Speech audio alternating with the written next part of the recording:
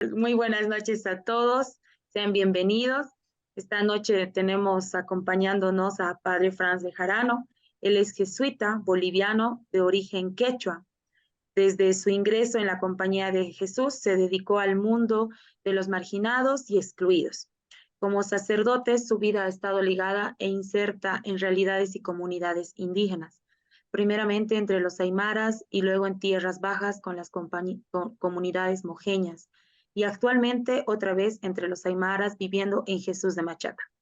Durante los últimos 8 años fue coordinador de la Red de Solidaridad Indígena de la Compañía de Jesús en América Latina, lo cual le permite apoyar las iniciativas y preocupaciones de las diferentes comunidades indígenas y de los jesuitas, que acompañan sus procesos en diferentes temas como narcotráfico y sus consecuencias, megaproyectos y su afectación a las comunidades indígenas.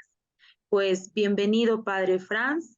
Esta noche estamos muy alegres por por tenerlo. Y como ya lo dijo la hermana Mariví, muchas gracias de antemano, pues realmente su disponibilidad nos alegra mucho. Bienvenido, Padre, y la palabra se la cedo. Muy bien, muy buenas noches tengan todos y todas. Como decía Maribí, un gran saludo desde Jesús de Machaca. Yo vivo aquí en Jesús de Machaca, está ubicado en el altiplano paceño, ¿no? Boliviano, frontera con Perú. Estoy a cargo de dos parroquias netamente aymaras, Jesús San Andrés de Machaca. Donde las misioneras estaban era Santiago de Machaca, la tercera Machaca. Aquí la identidad aymara, yo creo que es fuertemente trabajada aquí, ¿no? Desde las machacas.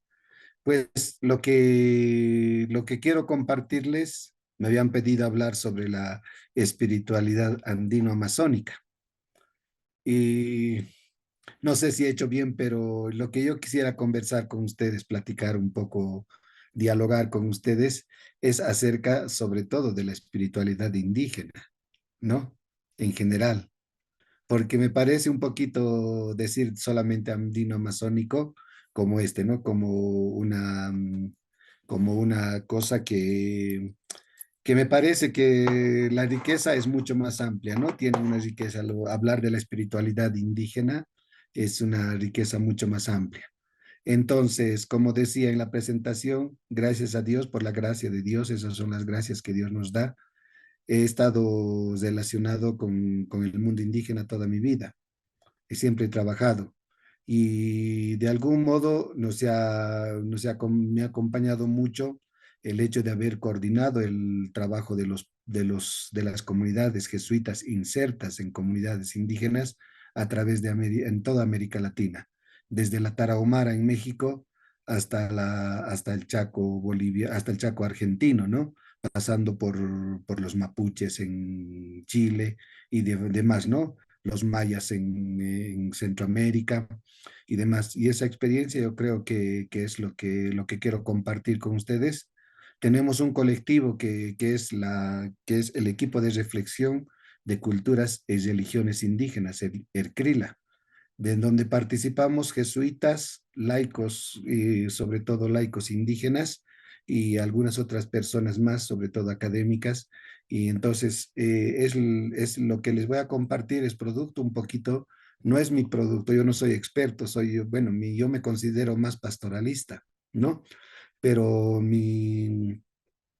no soy tan intelectual, digamos, ¿no? Lo que yo quiero compartir, lo que les voy a compartir es producto de este colectivo que les digo del ERCRILA, lo que hemos ido reflexionando a lo largo de estos años y lo que me ha tocado de algún modo coordinar también. Pues entonces vamos a empezar con la presentación previo a lo que les decía con esto, ¿no? Con este tema. El título, Espiritualidad de los pueblos indígenas, ¿no? Ese es el título que lo he puesto a esta presentación. Como decía Vanessa, tal vez si algún rato necesitan alguna aclaración o alguna cosa, me hacen parar nomás y luego aclaramos, pero me gustaría que al final podamos dialogar después de la exposición. Continuamos. Sé que han estado ustedes compartiendo este tiempo, este ciclo con el tema de la espiritualidad. Creo que hay algunas consideraciones necesarias que ustedes ya lo conocen y creo que en eso están muy bien duchos, estudiados. Entonces yo parto de una cosa, cuando normalmente se habla de los pueblos indígenas, normalmente se lo considera, digamos, muchas veces tiene tiene como una cosa que se lo quiere tratar desde el punto de vista antropológico, ¿no? Como un objeto de estudio. Los pueblos indígenas como pueblo de estudio, como un objeto de estudio. Pero desde ahí, digamos, hay una gran diferencia. Por eso como primer notando en el diálogo entre la teología espiritual y la antropología, el término espiritualidad se identifica como una determinada actitud del hombre para afrontar la finitud y la radicalidad de la existencia humana. Eso es lo que significa, ¿no?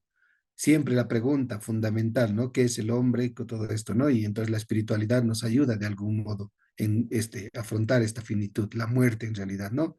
De la existencia humana, haciendo referencia a ciertos valores profundos y vitales de nuestra vida, que impulsan a pensar, que nos impulsan al pensar, al sentir y al actuar.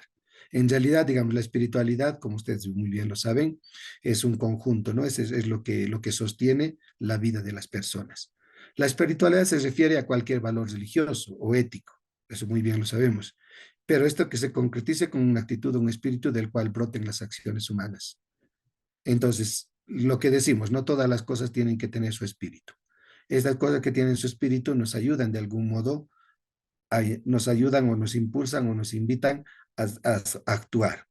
El concepto de espiritualidad no se limita a ninguna religión en particular, como muy bien lo sabemos, sino que se aplica a cualquier persona o grupo que tenga una creencia en lo divino trascendente y que modele su estilo de vida sobre la base de sus convicciones religiosas.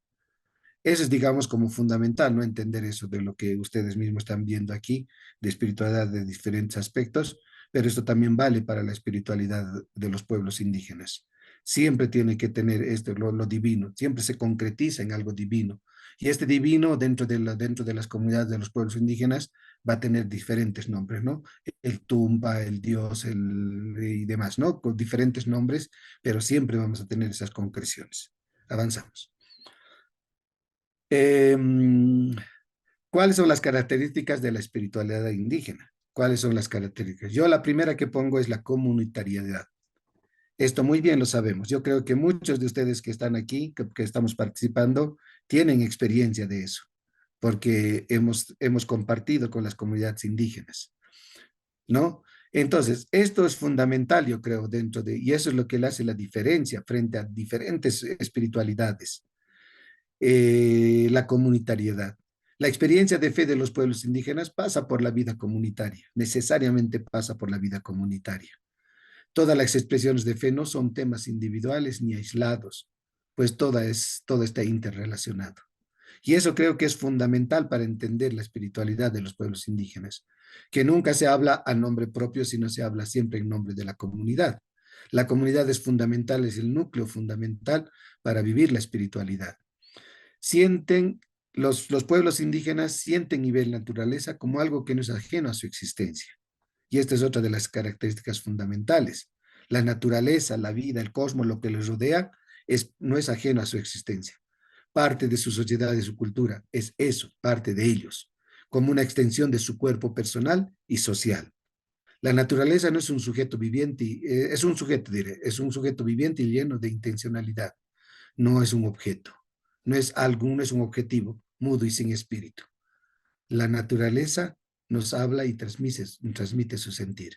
Y este es, digamos, no es y esto se lo siente desde diferentes, cualquier comunidad indígena, cualquier pueblo indígena, esto lo tiene muy presente. Y por eso es fundamental entender eso, de que siempre el contacto con la naturaleza, con el cosmos, con todo esto, es fundamental. Y la manera de la transmisión de la fe, de la experiencia de fe, es a través de qué? Dentro de los pueblos indígenas. Como cualquier otra espiritualidad, a través de sus rituales, pero aquí una de las cosas que juega mucho importante son los mitos, ¿no? Los mitos. La ritualidad es importante porque da sentido a la vivencia de fe. Sabemos eso, ¿no? Para nosotros la Eucaristía es fundamental, ¿no? porque es, digamos, el centro, es una parte, es un ritual, ¿no? Pero también los mitos refuerzan la búsqueda del ser divino.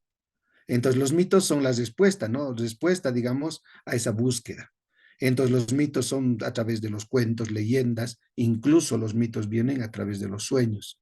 Esa es la parte sapiencial, digamos, diríamos, de la parte de del cómo los pueblos indígenas viven su fe. Es la parte sapiencial porque ahí encuentran sentido a lo que están creyendo. Podemos decir que en definitiva, la espiritualidad de los pueblos indígenas es cosmocéntrica. Y ahí hay la diferencia grande, ¿no? Diferencia grande, porque no es antropocéntrica, no se centra en el sujeto, sino se centra en el cosmos y por eso desde ahí viene también el sentido de la comunitariedad, del hecho de la comunidad y todo eso. Desde ahí viene, digamos, entender, no es la persona, no es el sujeto, digamos, ¿no? No es el sujeto, sino es la comunidad, es el cosmos, es la naturaleza, es el conjunto de las cosas. Y eso creo que es fundamental entender para entender a los pueblos indígenas, para poder, digamos, llegar a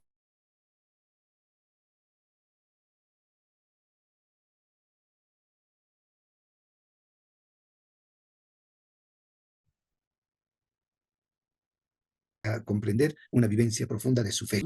En el 2007 hemos tenido un encuentro a nivel continental en Guadalajara, donde hablamos sobre espiritualidades.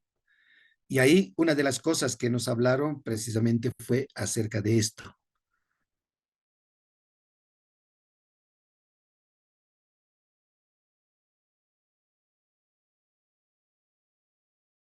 acerca de cómo entre lo que es, digamos, ¿no? Entre lo que es esa espiritualidad más basada en el sujeto, que es antropocéntrica, y la espiritualidad más cosmocéntrica. Y es eso creo que es lo fundamental para nosotros. Por favor, adelantamos. Quiero hablarles de dos concreciones para entender la espiritualidad de los pueblos indígenas. Dos concreciones que creo que nos pueden ayudar y a entender lo que son los pueblos indígenas. Primero, como un pantallas, digamos, como un telón de fondo. En América Latina hablamos de más de 300 pueblos o grupos étnicos, ¿no? Pueblos indígenas, con 20 millones de indígenas, ¿no? 20 millones de gente. La mayoría de los pueblos, los de Guatemala y Bolivia, constituyen la mayoría de la población en América Latina, tanto en el campo como en los centros urbanos. Actualmente no solamente hablamos de comunidad de pueblos indígenas a los que viven en el área rural, sino también aquellos que viven en el centro urbano, ¿no? Por ejemplo, en las periferias de las ciudades.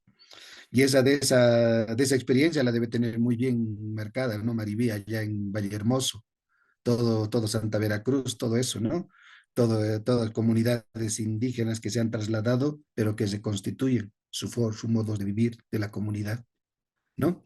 Entonces, por eso hablamos no solamente de pueblos indígenas, cuando estamos hablando de sujetos o de compañía de hermanos indígenas, no solamente los que viven en la comunidad, sino también los que viven en los indígenas urbanos que llamamos. Dentro de esto, una cosita en Brasil son menos los grupos, son apenas grupos diversos y minoritarios, digamos, ¿no? Como una nota, salpicados por diversas partes, muchos de ellos con menos de 1000 o incluso 100 miembros. Incluso estamos hablando también de pueblos indígenas no contactados, ¿no? En Brasil, en toda la Amazonía. Estamos hablando de la Panamazonía, que son bastantes pueblos, ¿no? Eh, Ahora, esta nuestra realidad latinoamericana de confrontar los pueblos indígenas, nos invita a pensar la relación de los pueblos indígenas y su espiritualidad con la espiritualidad cristiana católica. ¿Ya? Aquí quiero hacer como ¿no? Como una diferencia que nos permite, digamos, de algún modo dialogar, ver ciertas cosas. A ver, es verdad, digamos, no toda una historia que hemos tenido a través de los años, de la primera y la segunda evangelización que hemos llamado, todo esto, pero siempre hemos partido, digamos, desde algo diferente. Entonces, ¿cómo empezamos, digamos, cómo hacemos este camino para poder dialogar y entender las comunidades indígenas, un modo diferente de vida y todo eso? Y más que todo en este tiempo en el que vivimos, muchas veces muchos pueblos están peleando su reivindicación. Y la reivindicación, digamos, hacia su propia manera de ver las cosas y todo esto, parte por es parte de la espiritualidad de esta, digamos, de este derecho que ellos reclaman. Entonces, yo creo que a partir de ahí es necesario hablar de dos cosas. Primera cosa, el diálogo interreligioso, ¿no?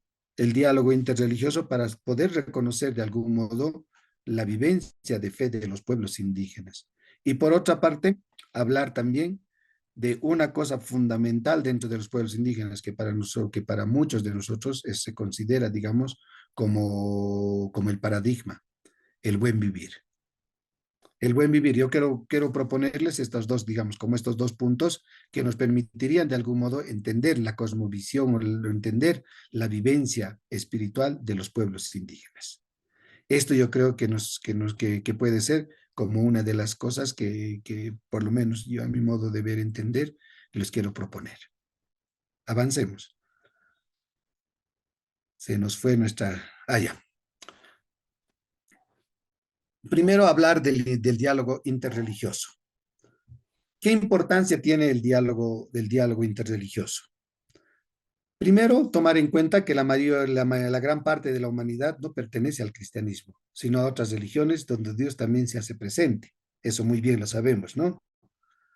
Eso, no todos somos cristianos. Eso no lo vamos a explicar, ya lo conocemos. El diálogo posibilita descubrir las semillas del verbo que están en las personas y las tradiciones religiosas de la humanidad. Esto es fundamental entender, ¿no es cierto? Esto de las semillas del verbo ha sido un tema muy fundamental, un descubrimiento, digamos, una reflexión bien importante para entender, digamos, ese paso de Dios por la vida de los pueblos, por la vida de las comunidades. Entonces, descubrir esas semillas del verbo nos va a permitir, ¿no? Nos va a permitir de algún modo poner ciertas bases para dialogar. Las otras religiones son un desafío positivo porque posibilitan profundizar en la propia experiencia de fe y de paso descubrir la presencia del Espíritu. Eso es lo que nos puede aportar. Entonces, cuando estamos hablando de diálogo interreligioso, estamos hablando de una horizontalidad, de intentar descubrir, ver, buscar ese desafío, profundizar en la experiencia de fe y descubrir la presencia del Espíritu en los diferentes pueblos. Por otra parte, es la búsqueda del bien común de la humanidad. Es eso el diálogo interreligioso, ¿no es cierto? Buscar un bien común que nos permita de algún modo buscar la fraternidad, la hermandad. Y creo que es eso, digamos, no es solamente una propuesta cristiana, sino que es una propuesta que viene desde las diferentes vertientes de las religiones y de las comunidades que viven su fe. Avancemos. Desafíos del diálogo interreligioso. ¿A qué nos desafía este diálogo interreligioso? La historia de la conquista, sabemos, es dolorosa de por sí. Para nosotros ha sido muy dolorosa. Depende desde dónde le miremos, ¿no? Pero muchas formas de opresión y de imposición de una fe que no resuena en nada en el pueblo originario. Para la gente, para los pueblos, eso ha sido, digamos, ¿no? Una imposición. Pero una imposición de una imposición que intentar hacer una tabula rasa, ¿no? Pero ¿con qué actitud o corazón debemos emprender esta caminata de este diálogo? ¿Nos quedamos en el pasado lamentando que hemos sido oprimidos? ¿Nos quedamos ahí pensando que aquello, que desgracia y 500 años y demás? No, creo que no. Entonces hay que pensar siempre en esta actitud. En la actualidad, la presencia de los pueblos indígenas en la de nuestra es más notorio. Es una de las cosas, digamos, como que se visibiliza más, ¿no? Que ha tenido una visibilización mucho más grande. Bueno, la historia de nuestro mismo país, ¿no? Desde el año 90 hemos empezado ya, digamos, los pueblos indígenas de tierras bajas con la marcha por el territorio y la dignidad ha sido, digamos, como un puntal grande. El día de hoy, como una noticia, en San Ignacio de Mojos, en el territorio de San Ignacio de Mojos, allá en el Beni, se ha elegido a la primera autoridad de la primera autonomía indígena multiétnica. de tierras bajas, pero de ahí, de mojeñas. Es una conquista, entonces, por lo tanto, la presencia de los pueblos indígenas no pasa desapercibido, y más que todo en nuestro país, donde constitucionalmente son reconocidas 34 nacionalidades indígenas. Si bien se asimiló una fe impuesta, que queda de todo este proceso para los pueblos y su vida. Se ha asimilado, hay una fe, bien que mal, digamos, tenemos una fe, ha habido un momento, ¿no? Pero eso, pero ¿qué queda de este proceso para la vida de los pueblos? ¿Qué es lo que queda? Es lo que hay que buscar. La primera evangelización ha pretendido negar nuestra sangre indígena, ¿no? Ha pretendido negar nuestra sangre indígena. Ha pretendido saber que el hecho de ser bautizado te daba otra categoría y demás, ¿no? Toda esta historia amarga que la conocemos, que no vale la pena, digamos, recordarla, pero sí tenerla presente como desde un aprendizaje. El desafío más grande para hombres y mujeres de este tiempo es buscar puentes de acercamiento en diversas experiencias de fe. Yo creo que ahí es el desafío del diálogo interreligioso, buscar esos puentes. ¿Qué cosas nos acercan y qué cosas nos permiten construir? ¿Qué cosas nos permiten hacer que, digamos, desde las diferentes experiencias de fe podemos ir construyendo un mundo más justo, más igualitario y demás, ¿no? Algo de un proyecto común. Lo que decíamos es eso a lo que nos reta. Y el diálogo, eso nos va a retar. Cuando estamos hablando de diálogo, siempre estamos hablando no de uno arriba y otro abajo, ¿no? Sino estamos hablando de gente que se pone a dialogar en igualdad de condiciones. Y entonces es lo que buscamos. Desde la fe también tenemos que buscar eso. No por el hecho, digamos, no desde la fe cristiana, ya sea católica, evangélica y demás, la fe también, la fe de los pueblos, también tienen que dialogar desde su experiencia profunda de fe. Que no será una experiencia profunda de fe, digamos, originaria sí, sino que tiene ya otros alimentos, ¿no? A ver, vamos a ver un poquito eso. ¿De qué manera, desde dónde podemos dialogar? Avanzamos.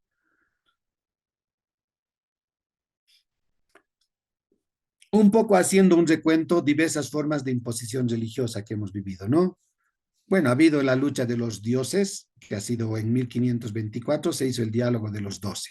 El que manda es un dios vencedor y los demás agachan la cabeza. Esta es la práctica común del conquistador. Esta ha sido, digamos, un diálogo donde se ha intentado destruir, dejar de lado, ¿no? El fin de las idolatrías que llamamos. Otra forma de imposición religiosa. ¿Cuál ha sido? La juxtaposición religiosa. En vez de restar, sumar. Por lo mismo, al lugar de los lugares sagrados ponerlo indígena. En la birreligiosidad o bilingüismo religioso llamamos. ¿Qué es esto? La juxtaposición. Poner las cosas. Cuando hablamos de Santa Veracruz, hablamos también, ¿no? Dice que donde la huaca, donde existía de la fertilidad, se ha impuesto la cruz, ¿no? Y se ha intentado juxtaponer. Esto hoy día mismo estaba pensando, hoy día hemos celebrado la fiesta de Santiago, celebramos hoy día la fiesta de Santiago, ¿no? Del apóstol Santiago. Y para muchas comunidades indígenas, la fiesta de Santiago supone la fiesta del Illapa, ¿no? El dios del trueno, el dios del trueno. Y al mismo Santiago le llaman el Chejo. Entonces, muchos de los santos que tenemos dentro de que veneramos, que los tenemos ahí dentro de las comunidades, siempre van a remitirse a algo del cosmos, a algo que les remite con su conexión con el cosmos. Pero ese es el producto de esta yuxtaposición. Y luego, otra forma de imposición religiosa en nuestra historia de la evangelización ha sido la sobreposición religiosa, sobreponer las cosas, que es casi parecido a la exposición. Y el otro, la sustitución religiosa, sustitución de los símbolos religiosos por otros del conquistador, en este sentido, los santos, las vírgenes y demás, ¿no? Todo este proceso, digamos, ¿para qué ha sido? Con el proceso, digamos, como unas maneras de evangelizar, de acercar, digamos, la fe cristiana a los pueblos indígenas. Pero solamente tomando en cuenta, digamos, desde esa, yo creo que hay uno de los problemas grandes ha sido desde el que, digamos, desde esa disparidad, ¿no? No dialogar, sino una imposición. Eso yo creo que es parte de la historia. Pero digamos, a esta parte de la historia amarga, qué es lo que ha habido? ¿Qué es lo que cuál ha sido la respuesta de los pueblos indígenas? Avancemos, por favor.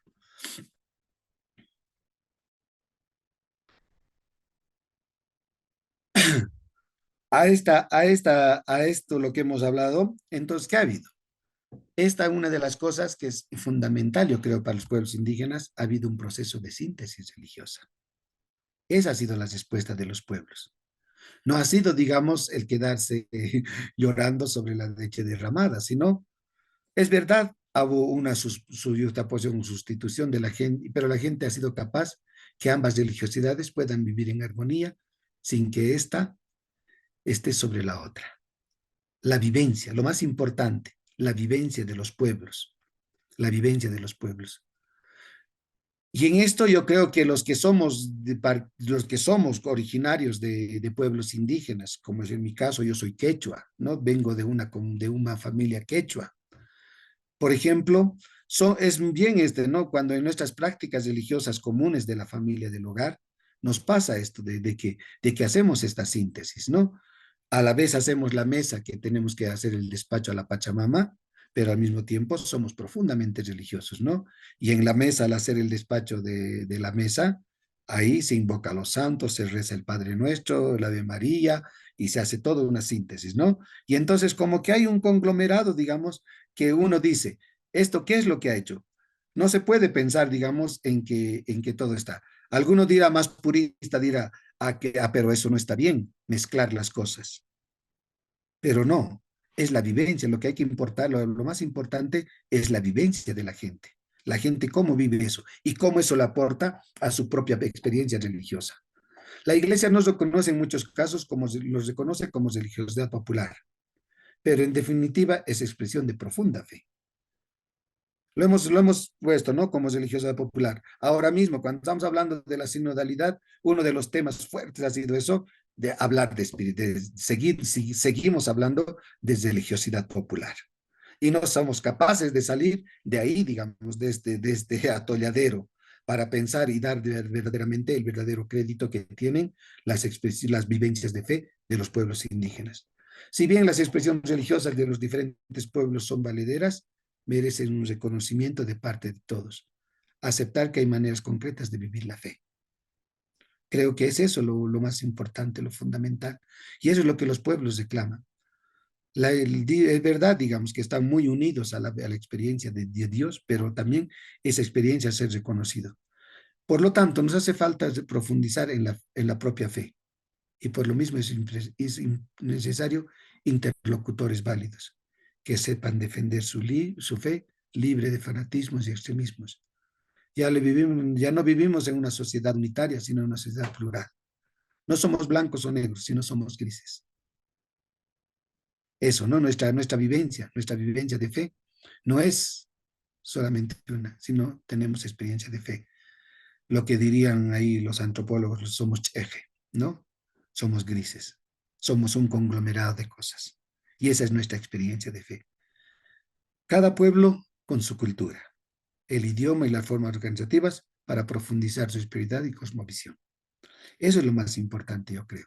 Reconocer en la gente, partiendo del idioma, su organización y desde ahí su espiritualidad y su cosmovisión.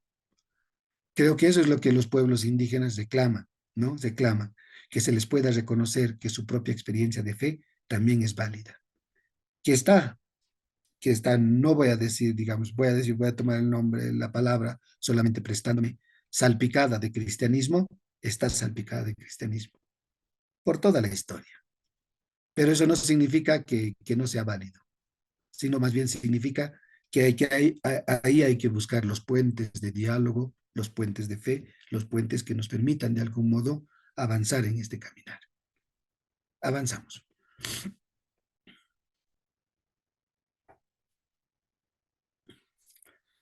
¿Cuáles serían los caminos para un diálogo interreligioso, para reconocer la espiritualidad de los pueblos indígenas? No darles falta a los diferentes procesos de síntesis que los mismos pueblos indígenas han hecho y siguen haciendo.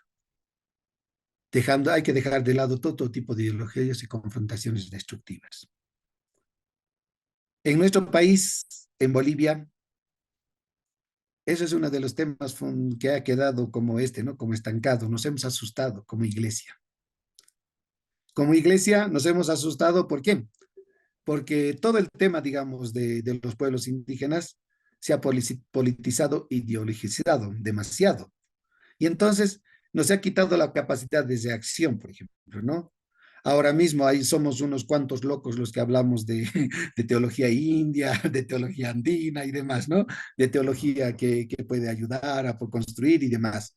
Pero por eso, pero hay que apoyar este proceso, no dar la espalda a los diferentes profes, profundizar en el respeto a lo diferente, respeto a lo plural.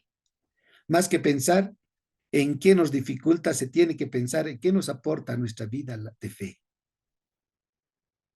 a la vivencia de los pueblos indígenas, qué nos ayuda a nuestra propia vida de fe. En esto yo creo que es fundamental también el apoyo, ¿no? Todo el tema del sínodo de la Amazonía, que se ha hablado tan profundamente sobre estos temas, sobre la pluralidad, sobre el ir sumando más que restando, sobre todo esto. También en la Laudato Si nos ayuda y nos acompaña, porque está esto impregnado de toda esta espiritualidad, ¿no? De rescatar la espiritualidad indígena desde lo cosmocéntrico y demás, ¿no? Entonces, hay que ver lo que nos, no pensar en lo que nos dificulta, sino en lo que nos aporta. ¿Qué nos puede aportar? Bueno, si tenemos otra postura de pensar de que lo cristiano, católico, romano, ortodoxo es lo más fundamental, por supuesto que esto no nos va a ayudar. Los grandes cambios de la sociedad son también otra oportunidad para buscar caminos de diálogo. En este tiempo se habla mucho de eso, ¿no? La preocupación por la gente. La preocupación es porque la gente viva el vivir bien. Es otra manera de unir fuerzas y trabajar a una. Esto del vivir bien yo creo que es un tema muy interesante que hay que rescatar rescatar y del secuestro que ha tenido. La lucha de la autodeterminación de los pueblos indígenas es larga y continuará, pero en el fondo lo único que nos mantendrá en pie de lucha será nuestra fe, nuestra espiritualidad. Los pueblos indígenas luchan por su autodeterminación. Lo que les contaba, todo este proceso de los pueblos mojeños para llegar a ser autonomía indígena es una cosa tan fundamental que no ha estado, digamos, más allá de lo político, ideológico, ha ido impregnado de todo, de toda esta espiritualidad de los pueblos mojeños. El pueblo mojeño es profundamente religioso y lo que le da sustento precisamente para su lucha y la lucha que ellos han hecho, la lucha de los pueblos precisamente va en torno a eso. Su sustento fundamental es su espiritualidad, es su espiritualidad. ¿Por qué? Porque una conquista para el pueblo es una conquista para la comunidad, es una conquista para un mejor, para un vivir bien, para un vivir bien, para un vivir, ¿no? Es eso lo que los pueblos indígenas nos invitan a vivir. Muy bien. Esto sería en torno a los caminos para un diálogo interreligioso que nos permitan, digamos, de algún modo entender la espiritualidad de los pueblos indígenas. ¿Había alguna pregunta? No. Continuamos.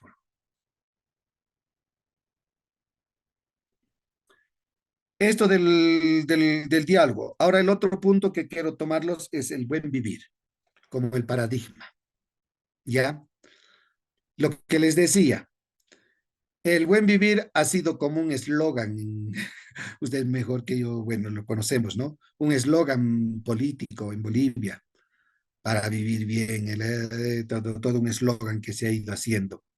Pero yo creo que no se ha tomado en cuenta, digamos, lo fundamental del buen vivir. El buen vivir es, bueno, es suma camaña, el sumacamaña y el ¿no? El sumacausa y demás, traducido en diferentes cuando les hablaba de un tema de este grupo que tenemos del Ercrila, hemos dedicado, yo lo que les voy a poner es un poco lo que hemos dedicado ese tiempo para poder entender, digamos, no solamente desde Bolivia, sino desde diferentes pueblos indígenas, los guapichanas, los mapuches, los tarahumaras, los de Chiapas, sertales, choles, misquitos y demás, ¿no? pueblos a lo largo de toda América Latina. ¿Qué es lo que entienden con el buen vivir? El buen vivir se va traduciendo de diferentes maneras. Por eso decimos que la espiritualidad tiene claves para arraigar el buen vivir. La espiritualidad de los pueblos indígenas tiene esas claves como experiencia de fe y como compañeros de compañeras de Jesús. Optar por las cosmovisiones de los pueblos originarios implica renunciar para optar por valores que cuestan porque no son los de la sociedad dominante. Cuando nos acercamos al buen vivir, nos damos cuenta que el buen vivir tiene otra perspectiva de vida, tiene otra perspectiva de otro planteamiento de vida, otra manera de intentar entender, pero desde la gente.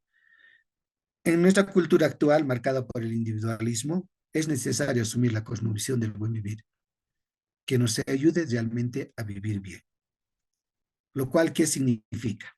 El buen vivir va a recoger todas las características de la espiritualidad de los pueblos indígenas, partiendo desde la comunitariedad, partiendo después de eso para vivir bien, ¿qué es lo que se hace?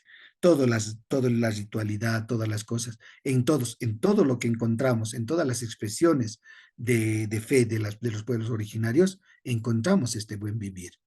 El horizonte común para los pueblos originarios incluye defensa, cuidado y anuncio y contemplado una armonía de la persona misma en sus relaciones comunitarias, en su relación con la naturaleza y con los espíritus que la habitan. Entonces, cuando estamos hablando de buen vivir, estamos hablando de toda esta relación, ¿no? De toda esta relación. No solamente la defensa, el cuidado. La defensa de la persona, pero no solamente la defensa de la persona como persona, sino la defensa de la persona dentro de la comunidad. La defensa de la persona es la defensa también de la propia vida, del propio cosmos, de la casa común y demás, ¿no? Entonces estamos hablando desde ahí, desde los lugares que lo habitan. Entonces el buen vivir se arraiga en eso. Desde ahí parte, ¿no? Parte desde esa visión más complementaria. No es una visión sesgada, sino es una visión más complementaria, que nos permite de algún modo no solamente pensar como personas, sino nos permite pensar como colectivo, como parte de algo, como lo que les decía, desde esta suma de cosas que nos permiten avanzar y vivir y mejorar nuestras condiciones de vida. Avanzamos.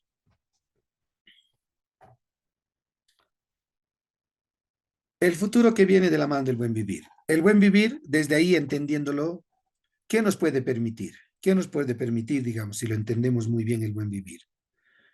Nos puede propiciar diálogos interculturales e interreligiosos en torno al buen vivir. De las cosmovisiones de los pueblos originarios, rescatando la sobriedad, la simplicidad de de,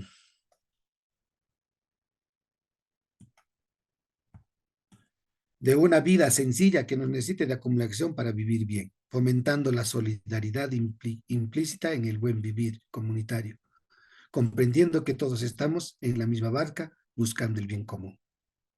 Eso es lo que nos puede entender, digamos, el paradigma del buen vivir nos permite ese diálogo, no solamente interreligioso, sino intercultural. Entender, digamos, de que nuestra vida, de que la vida de las comunidades, de los pueblos, no es solamente acumular, sino es sobre todo la solidaridad, el compartir y todo eso. ¿Y dónde lo encontramos reflejado eso? Fíjense, en una cosa bien importante, bien así como digamos, en las propias expresiones de vida de la gente, en el propio, por ejemplo, el aptapi, la mesa común, el compartir. Aquí en el mundo indígena aymara es muy interesante esto, ¿no? Del aptapi.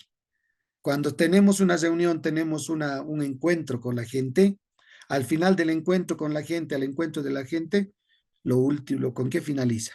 Finaliza con un compartir el alimento. Y el compartir el alimento no lo cocina una persona encargada que trae la comida para que todos comamos, no, sino que cada quien pone parte. Todos sumamos y todos comemos.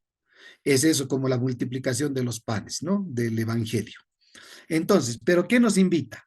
Nos invita a pensar en una solidaridad, que la vida no solamente es para vivir mi vida, sino la vida la tengo que compartir con los demás. La vivo en relación con los demás.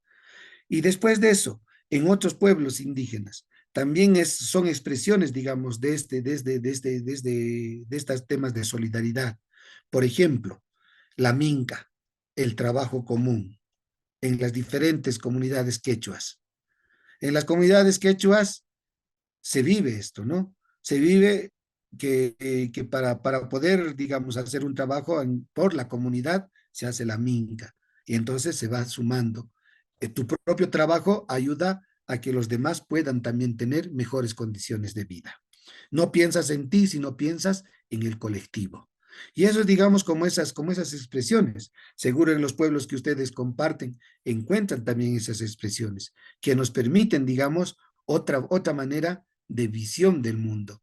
Y eso es precisamente muchas veces lo que nos rescatamos y lo que no nos permite, digamos, vivir nuestro mundo occidental tan acelerado, ¿no? Y no nos damos ese tiempo para poder, digamos, pararnos y pensar que hay algo más, el bien comunitario, buscar el bien común. Como otra cosa, promover una ecología integral. Como les decía, la espiritualidad de los pueblos indígenas es profundamente cosmocéntrica, ¿no? Esta ecología, los territorios de los pueblos originarios no son más afectados son los más afectados por los cambios climáticos, porque la gente vive del campo, vive de la producción del campo. Es necesario armonizar la interdependencia con la naturaleza, lo cual significa que nuestra relación con ella es de codependencia. ¿Esto qué significa? En esto hay una discusión muy grande. Se piensa dicen, ¿no? Que los depositarios, los herederos de la naturaleza son los pueblos indígenas, son los cuidadores de la naturaleza, nos dicen. Pero no solamente somos cuidadores que tenemos que conservar la naturaleza, porque no es nuestra tarea. Ahí está la codependencia. De cómo desde otros lugares, desde otros espacios, también luchamos por promover una ecología integral. ¿Cuál es nuestra parte de nosotros como personas, sujetos ya? No lo estoy diciendo como sujetos, porque para los pueblos indígenas es natural vivir eso, pero para nosotros desde donde estamos, desde nuestra vivencia personal, ¿cómo hacemos para esa promoción de esa ecología integral? ¿Cómo ayudamos a la conservación de la casa común? Eso lo hemos dialogado muy profundamente cuando estamos trabajando, ¿no? La Laudato Si, ¿no? El Sino de la Amazonía. Es importante seguir reflexionando sobre los territorios de los pueblos originarios como lugar teológico y su aporte al mundo indígena y a la sociedad occidental. Esto del lugar teológico creo que es bien importante entenderlo, ¿no? El lugar teológico para nosotros, el vivir bien es como una propuesta desde ese lugar teológico. ¿Desde dónde conversamos? Cuando estamos hablando del lugar teológico, estamos hablando desde qué espacio estamos conversando. Entonces, cuando esta reflexión es importante entender, ¿no? Desde cuál es la propuesta que pueden traer los pueblos indígenas, cuál es el aporte que pueden dar a las demás, a toda la sociedad, en especial a la sociedad occidental, que es muy materialista, individualista y demás, ¿no? Pero esto, ¿no? Cómo nosotros desde ese aporte podemos dar para para un vivir bien. Luego, por otra parte, aprender a esperar, a disfrutar el presente, a gastar tiempo para que el espíritu llegue al cuerpo y así establecer vínculos con uno mismo, con los demás, con la Madre Tierra y con Dios Padre Madre. Esto yo creo que lo que los pueblos indígenas nos enseñan muy profundamente desde su vivencia espiritual. En nuestro mundo occidental buscamos siempre inmediateces, buscamos la respuesta, ¿no? 2 más 2, 4. Y ahí terminamos. Pero no creo que es eso. Aprender a gastar el tiempo, a disfrutar del tiempo, al disfrute y esto es lo que nutre el espíritu. Por eso es que cuando uno va por las comunidades, encuentra gente profundamente contemplativa. ¿Por qué?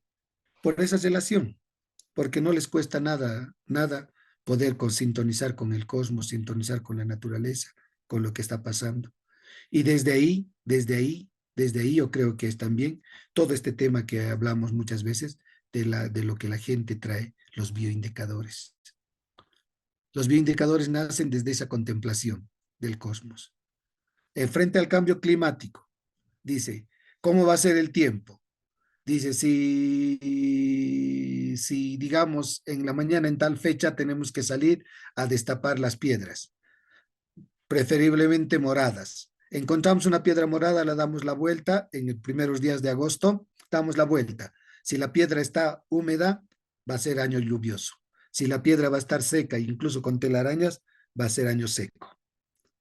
Son estos los bioindicadores que llamamos, pero es producto de ese perder el tiempo, de esta constante relación con la naturaleza. Y eso es lo que nos enseñan, porque la inmediatez, ¿a qué nos está impulsando en este mundo? La inmediatez de las cosas, intentar dar respuesta. No produce el campo, ¿qué es lo que primero pensamos? Hay que forzarlo. ¿Y qué metemos? Agroquímicos. Y perdemos toda una riqueza. Y de repente nos vienen y nos quieren imponer todo el tema del monocultivo, todo ese tema. Pero son cosas de estas que no nos permiten, digamos, esta armonización, armonía con la tierra. Y entonces estos vínculos con la madre tierra, con Dios Padre Madre. Avanzamos.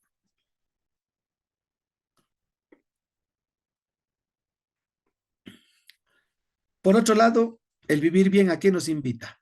A recuperar la experiencia acumulada de los mayores, cuidando y escuchando, transmitiendo la sabiduría de los que han caminado un largo trecho en la vida. Esto es, yo creo que una de las cosas bien interesantes dentro del mundo indígena. El viejo, el anciano, el anciano no es descartable, sino es un cúmulo de sabiduría. Dice, cuando uno llega a la vejez, llega cargado de sabiduría. Llegar a la vejez es llegar con la sabiduría que Dios nos da y nos ha permitido vivir por el tiempo vivido. Por eso es esa experiencia acumulada, cuidando y escuchando la sabiduría. Los sabios son los hombres más ancianos de la comunidad, los que transmiten la cultura, los que transmiten la fe, los que transmiten la vivencia de fe de la vida. Eso es. Ese es el largo trecho que han caminado que nos permite de algún modo a nosotros, a los que continuamos en este mundo, a seguir transitando, pero con esta experiencia. Si somos suficientemente inteligentes, sabremos acoger la sabiduría de nuestros ancianos. Y por eso es que es importante, por ejemplo, una autoridad que ha terminado su cargo como autoridad, nunca se queda allá. Nunca se queda, digamos, ya he cumplido y me voy, ¿no? De haber cumplido y me voy. Sino se queda como consejero de los que vienen después, porque se sabe que toda una experiencia acumulada. Y esto es lo que nos da, digamos, garantía de que también esa es la transmisión de fe, la transmisión de vivencia viene plagada de todo esto, de todo un cúmulo de experiencias. Ahora, por otro lado, dentro de los pueblos indígenas hay el vivir bien, ¿a qué nos invita? A devolver la palabra a los jóvenes, darles espacio para que sean escuchados y sean constructores del nuevo futuro, promoviendo liderazgos indígenas. Esto es una tarea pendiente. Es una tarea, digamos, que es el aporte de escuchar también el mundo occidental. Los jóvenes, los jóvenes son parte de la comunidad, pero muchas veces se les quita la palabra, se les resta su importancia. Y entonces el vivir bien nos dice, si queremos hablar de algo integral, tenemos que pensar también que ellos son parte de la comunidad. Por lo tanto, hay que promover su liderazgo y demás. Aunque uno de los problemas grandes que tenemos es la ausencia de jóvenes en las comunidades indígenas. Esto es no solamente aquí en Bolivia, en todas partes, ¿no? La migración nos ha quitado, digamos, como espacios grandes de jóvenes que han dejado la comunidad.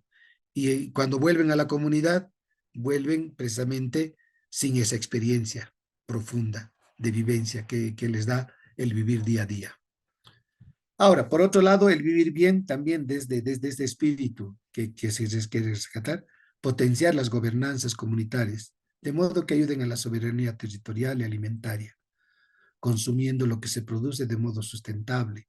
Asimismo, promover un comercio justo desde el enfoque de economía social circular. Es esto, ¿no? Lo que nos invita. Poder llegar, digamos, a que lo que se consume, lo que es la vida, digamos, es sobre todo la soberanía territorial y sobre todo la soberanía alimentaria. Luego, colaborar en la defensa de los derechos de los pueblos originarios para contar con un Estado que le ofrezca servicios de salud que incorpore la medicina ancestral y la educación intercultural bilingüe. Pero esto va parte de las demandas, ¿no? Desde estas demandas, desde esta vivencia profunda de fe, desde esa vivencia profunda que no solamente se queda, digamos, en el puro espiritualismo, sino que abarca lo integral. Por eso es lo interesante de las comunidades indígenas, que siempre es lo integral. Y entonces en este tiempo hay que luchar por la salud y la educación. Pero la salud no solamente salud occidental, sino que salud que incorpore todo ¿no? Toda la medicina tradicional y sobre todo el rescate de la lengua, la educación intercultural bilingüe. Esto de la salud ancestral, yo creo que lo hemos vivido profundamente en el tiempo de crisis del COVID, donde hemos rescatado mucho. Hemos rescatado mucho y se ha podido proponer, digamos, a diferentes espacios que normalmente no lo tenían como pensado. En Bolivia hemos tenido, digamos, gente que se ha salvado del COVID, que ha podido salir adelante gracias a a la medicina natural, que llamaban, ¿no? La medicina tradicional. Esa es la que ha salvado a mucha gente. Y ese es un aporte de los pueblos indígenas. Pero no solamente es medicina como medicina, digamos, como píldora, sino es toda una terapia, ¿no? Toda una terapia de poder acompañar al enfermo, acompañar la vida de ellos, acompañar la vida, no solamente su salud física, sino también su salud psicológica, su salud espiritual. Cuando uno se le invita a tomar una determinada medicina, no solamente se parte, sino se parte del conjunto, digamos, ¿no? De cómo está tu ánimo, primero llamar el ánimo, ver cómo estás, si estás en equilibrio, te has asustado, por qué te has enfermado, o te has enfermado por algo, qué es lo que ha pasado antes y demás, ¿no? Es todo un desarrollo integral. Y entonces eso es lo que nos enseña, digamos, a una salud más integral, a una salud mucho más grande. Y entonces, y por otro lado, el tema de la educación es fundamental, porque el idioma es fundamental para el sustento de la cultura, de la vida y de los pueblos indígenas.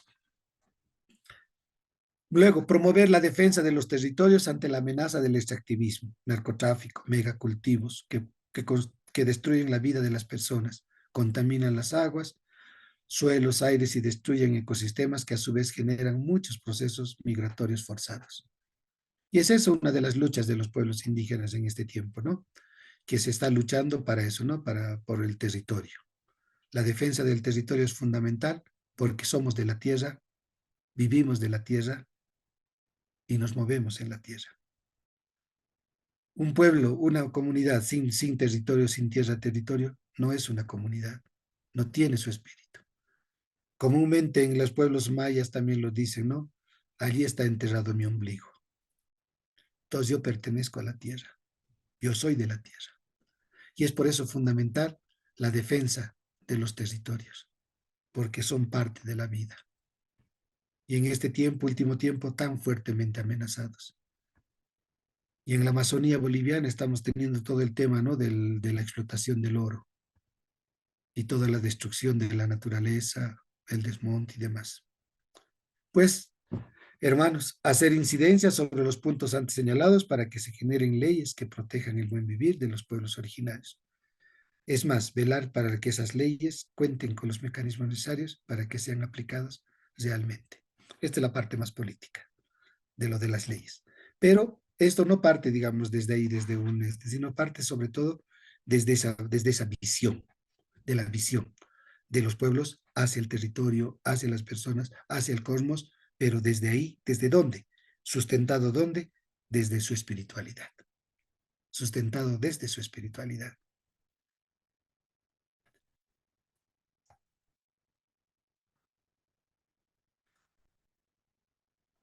Y eso es lo que yo quería compartir. Dios pagara, Pachis, Apsulupaya. Muchas gracias. Ahí estamos. Abrimos el micrófono para algunas preguntas, si quieren hacer, dialogar.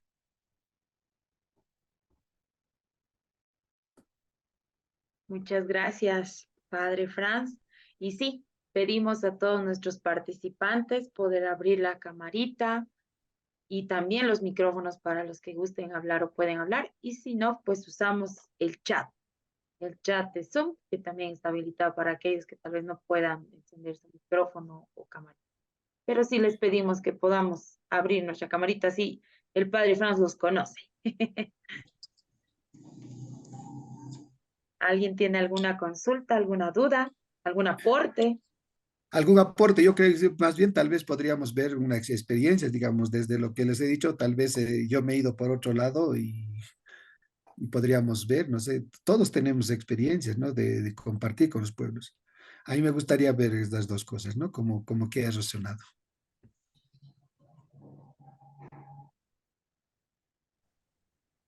Vanessa, Adriana. Sí, Adriana está encendiendo el micrófono.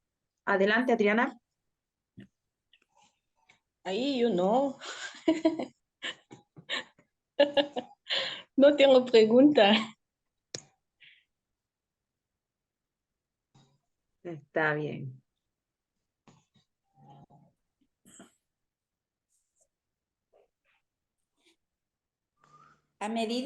Buenas noches, a medida Adelante. que iba escuchando, yo soy paraguaya y campesina. A medida que iba escuchando, yo asociaba muchos elementos comunes, eso de la cosmovisión, la espiritualidad que uno va construyendo, que va viviendo. Pero al mismo tiempo me vienen unas preguntas. Los jóvenes que salen de su comunidad, de su pueblo originario, al volver, ¿vuelven a sus valores o vuelven cambiando su actitud frente a su comunidad o costumbres de familia? Digo, en el pueblo originario. Es la pregunta que me surge. Sí.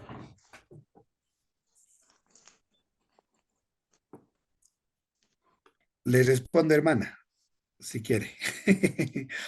Cuando, cuando les hacía la exposición del buen vivir, ahí les hablaba de un tema pendiente, ¿no? Que hay. Precisamente el tema pendiente es el tema de la juventud. El tema, por otro lado, eso va unido con la migración forzosa, porque en muchas comunidades indígenas, en las comunidades normalmente el hecho del sustento es muy escaso, ¿no? Porque no hay trabajo, no hay manera de vivir y todo eso. Y por otro lado, digamos, el avance mismo, ¿no? De nuestra sociedad. Por ejemplo, una persona, bueno, diremos, un joven, ¿qué es lo que hace? ¿Qué perspectiva de vida tiene? ¿Qué perspectiva de vida tiene? Normalmente en las comunidades indígenas, ¿hasta cuándo tenemos a los jóvenes? Los tenemos hasta que terminan el colegio, ¿no? Terminado el colegio, los jóvenes salen a estudiar, a trabajar, a buscar una mejor condición de vida. Ahora, pero ahí la pregunta viene siempre, ¿no? Ahora, este joven, ¿en qué medida va fortalecido? Sale fuera. ¿En qué medida sale fortalecido?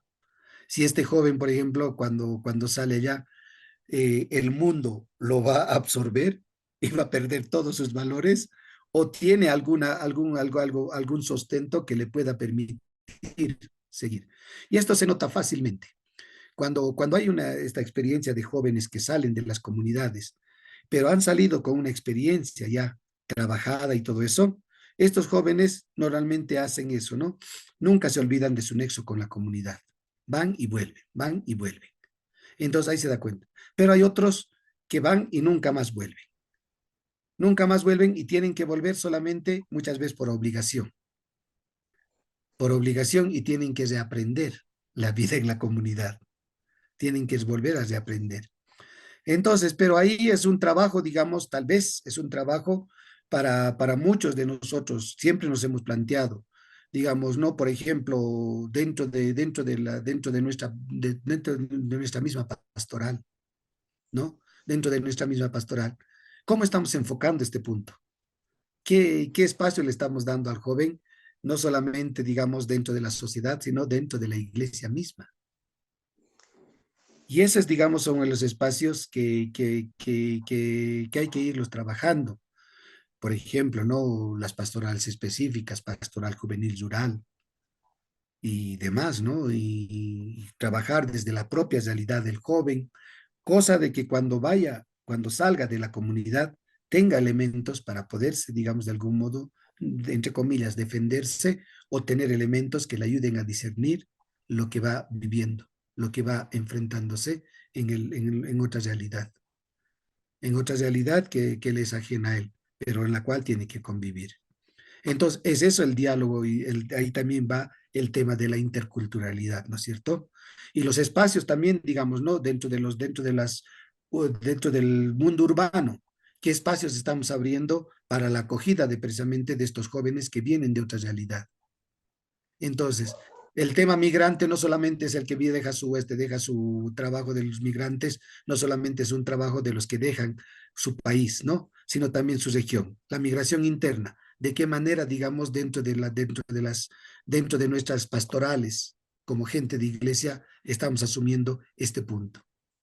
O solamente lo estamos dando a los jóvenes lo estamos considerando en un solo nivel. Entonces, ahí es, digamos, son como esos puntos pendientes que sí ameritan echarle un poquito más de cabeza y ponerse, digamos, a trabajar por ellos. Muchas gracias. De nada, hermana Rosalía. Bien, tenemos a Jaime con la mano levantada. Adelante, Jaime, por favor. Ya, muchas gracias. Gracias, Padre Franz. Fue muy bonito el tema, muy interesante. Yo también salgo de una comunidad campesina, indígena, ¿no? Más bien campesina, de los valles cruceños. Soy del lado de Comarapa. Y como usted decía, cuando terminé la secundaria, que en ese tiempo se llamaba ciclo medio, salí de allí y me vine, ¿no? A la ciudad y ya volví esporádicamente y por periodos muy cortos a mi comunidad, a mi pueblo, pero rescato todo lo que usted ha dicho como elementos positivos y elementos de una espiritualidad propia, ¿no? De la gente campesina y de la gente de estas comunidades. Lo que al escuchar, bueno, ya había leído también esto y al volver a escuchar lo que usted nos ha expuesto hoy día, pues yo creo que se encanta y se fortalece, ¿no? De saber que es parte de eso. Pero al mismo tiempo también me sale como la duda y la sospecha, ¿no? Y voy a ser aquí un poquito como abogado del diablo, cuando escuchaba todas las bondades de los pueblos originarios, ¿no?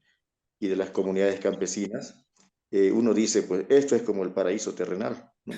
Es todo bonito, es todo bueno, es todo bueno, es todo bien, ¿no? Bueno, la sospecha es en estas investigaciones, o la misma evidencia, ¿no? Que uno tiene de aquellos lugares, también puede encontrarse con algunas dificultades, algunas amenazas, algunos elementos que de repente no son tan, no sé, tan positivos o tan bonitos, tan hermosos como los que se han expuesto comúnmente, ¿no? Entonces, por ese lado iba mi pregunta, un poquito así en un perfil de visión crítica, ¿no? Así como hay tantas cosas buenas y bonitas en un pueblo originario, también entiendo que debe haber algunas dificultades, ¿no? Y algunas amenazas. Por ahí, padre. Ya.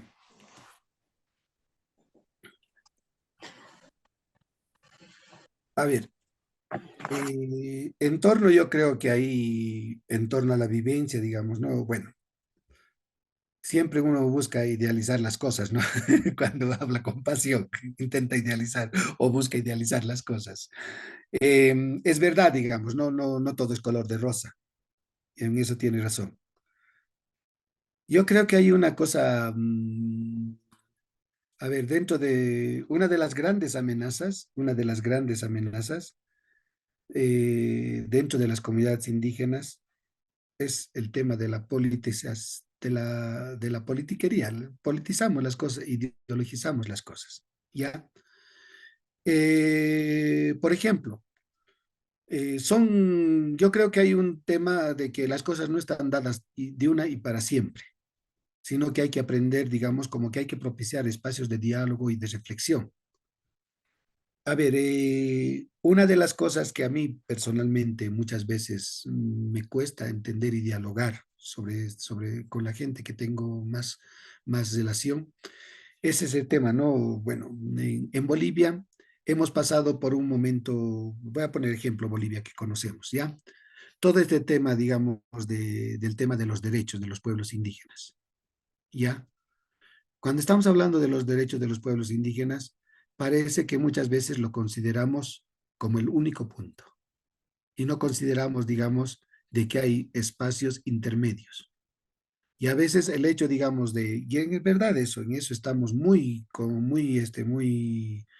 de acuerdo, por ejemplo, el hecho de que hayas luchado mucho tiempo por conseguir tus propios derechos y que tus derechos son los que sirven y todo esto, ¿no es cierto? Pero eso no te da, tampoco no tiene que, digamos, llevarte a hacer una discriminación al sentido contrario, ¿no? Y en este sentido, ahí entramos en un tema fundamental y fuerte, si no lo sabemos manejar, el tema del racismo. El tema del racismo, el tema de la separación y todo esto, ¿no? De creer, digamos, de que ahora es nuestro, ahora nos toca a nosotros, ¿no? Eso muchas veces como un problema, pero es desde la ideologización del mismo, de lo que estás viviendo, desde la politización. Por eso mismo razón, yo creo que hemos pasado por una etapa bien fuerte en Bolivia. Todos, bueno, conocemos muy bien, ¿no? Donde hemos tenido todo el derecho, digamos, de decir un pueblo indígena, pueblos al poder y todo eso, ¿no? Ahora los pueblos indígenas, Bolivia nunca será sin los pueblos indígenas y demás. Tantos eslogans que se han ido haciendo. Pero también, ahí también hay que pensar, digamos, ¿no? Ahora, estos derechos, ¿qué deberes te exigen? No solamente, digamos, es pensar que tú tienes derecho a algo, esto, pero también qué deber tienes. Y eso de los deberes parece que lo hemos dejado de lado. Pero la realidad, yo pienso que ahí en ese sentido se impone mucho. La realidad se impone mucho porque después de eso ya se nos empieza, digamos, la necesidad del diario vivir y todo eso nos hace asentar y poner los pies sobre la tierra. Eso, digamos, es uno de los puntos, yo, digamos, como oscuros que vería. Es, y después de eso, el otro punto oscuro que yo vería dentro de todo este caminar con los pueblos indígenas es el tema sobre todo, bueno, va unido, por ejemplo, al tema del contacto con el mundo occidental, ¿ya? Muchas veces ahí entramos en crisis. Y si bien, digamos, hablando de espiritualidad, nuestra espiritualidad se ha ido construyendo de los pueblos indígenas, se ha ido construyendo con todo lo que entra la evangelización, lo que nos ha dado, lo que nos ha aportado y todo eso, hemos logrado hacer una síntesis. Ahora, en nuestro modo de vivir del día a día, también tenemos que buscar una síntesis entre el mundo occidental, lo que nos aporta el mundo occidental y lo que nos aporta nuestra vivencia como es. Pero muchas veces esa parte no la tenemos, porque muchas veces negamos una parte y la dejamos de lado solo la otra parte. Entonces tenemos que ir ya haciendo esto, ¿no? No negar. Y ese es uno de los otro punto que vería como una debilidad. Muchas gracias, padre. De Bien, nada. tenemos con la manita levantada a Alberto Santillán desde México. Por favor, Gracias, adelante. gracias, Vanessa. Franz, muchas gracias por esto que nos has compartido. Realmente, cuando lo has venido haciendo, me evoca a mí la historia de la iglesia en los últimos tiempos en América Latina, ¿no? Un Juan Pablo II tan alejado de la teología de la liberación, ¿no? de hecho, inclusive considerado mano derecha de Reagan, el gobierno americano tan intervencionista, ¿no? Y quiero hablar en estos términos porque hoy por hoy estamos viviendo una iglesia que sale al encuentro, que busca la sinodalidad, que es esa comunidad que los pueblos indígenas nos enseñan, ¿no? Esa solidaridad como tal. Y tampoco me gustaría caer, como bien dice Jaime, en que unos son buenos y otros son malos. Yo creo que en todos lados hay unos y otros, ¿verdad? La idea es cómo, en todo caso, entender el mensaje evangélico y hacerlo vibrar a la luz de las espiritualidades de los pueblos indígenas. De lo bueno, el cuidado de las personas, si hablamos desde la ignacianidad. Eh, pero también existe el peligro de que nosotros defendiendo a unos estemos en contra de otros y nos convirtamos vivamos una apologética a ultranza, que me parece que tampoco es el mensaje que nos quieres dar, ni tampoco el mensaje del evangelio, ¿no? No se trata de estar unos contra otros, sino estar todos juntos en algo, compartiendo, viviendo, cuidando la comunidad, cuidando a los otros. Eh, en ese sentido, a partir de lo que nos compartes, yo creo que la visión comunitaria del pueblo indígena es más cristiana que el propio cristianismo, ¿no? Sobre todo aquel cooptado por el capitalismo y el individualismo rampante. Hay mucho que aprender, hay mucho que recuperar. Ojalá que estos encuentros de diálogo nos permita sobre todo reconfortarnos y refrescar el ideal máximo de ese anuncio de una buena nueva y encontrar esa buena nueva en la expresión de nuestros pueblos y en la expresión de nuestra gente que como ser humano tenemos derecho a la vida y al bien vivir, como bien lo has dicho.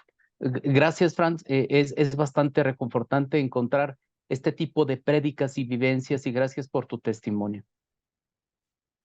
A ti la gracias, Alberto.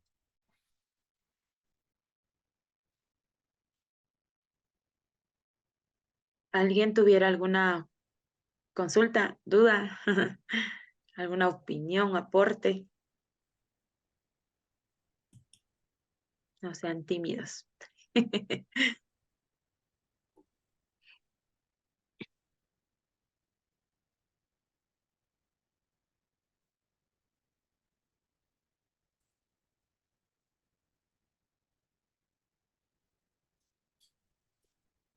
Bueno, pues padre, yo sí aprovecho porque yo sí tengo un proceso de pastoral juvenil. He estado en encuentros nacionales que han participado jóvenes de la pastoral rural, pero lamentablemente son muy pocos los participantes.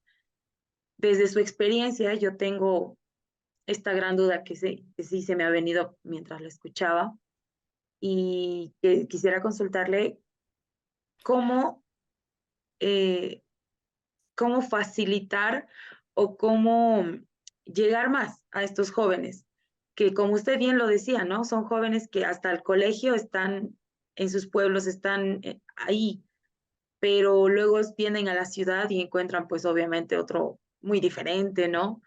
Pero creo que también afecta mucho la tecnología, ¿no? Antes tal vez la señal no se llegaba, entonces estaban como que más aislados a toda esa información. Sin embargo, creo que ahora sí, tal vez con un poco más de cobertura de Internet en los pueblos o lejanos a la ciudad, creo que hay todavía un poco más de cercanía con, voy a llamarlo ciudad, ¿ya? Pero ¿es posible, cree usted, que podamos hacer una pastoral realmente con estas áreas cuando los jóvenes están saliendo o solamente va a poder ser hasta esa etapa de colegio? Mm, eh, yo creo que mucho depende, digamos, a ver, aquí ya me voy a meter al tema más de la organización religiosa, no como iglesia, las opciones que se hacen, las opciones. Eh, yo vivo en el Alto, pertenezco a la ciudad del Alto, o sea, pertenezco a la diócesis del Alto.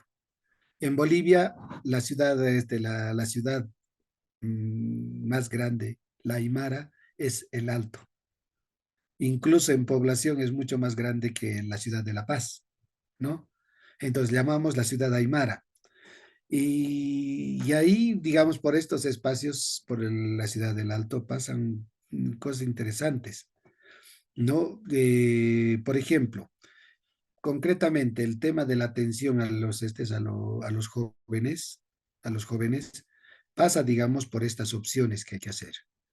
Pasa por las opciones que no va a depender solamente, digamos, de la buena voluntad de una persona, sino tiene que ser, digamos, pienso, particularmente, tiene que ser como un lineamiento pastoral que se tiene que asumir desde las instancias precisas. Y ahí, digamos, precisamente es el trabajo de los que estamos más por atrás, ¿no? Por ejemplo, a ver, yo cuento una cosa así bien rapidita. El tema, por ejemplo, de la pastoral juvenil en la diócesis del Alto.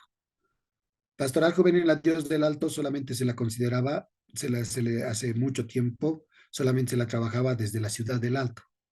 Todos los encuentros, todas las cosas se hacían dentro de la ciudad, pero nunca salían al campo. Y de repente nosotros hemos empezado a insistir diciéndolo, en el campo también tenemos jóvenes. Entonces, ¿por qué no hacemos un espacio? Hay que crear un espacio donde los jóvenes mismos de las diferentes parroquias rurales se puedan encontrar. Como se encuentran los jóvenes de las parroquias urbanas, lo mismo los jóvenes de las parroquias rurales. Empezando por ahí. Y a partir de ahí, digamos, de cómo se hace un encuentro más de la diócesis, donde sí se pueda participar jóvenes rurales y urbanos.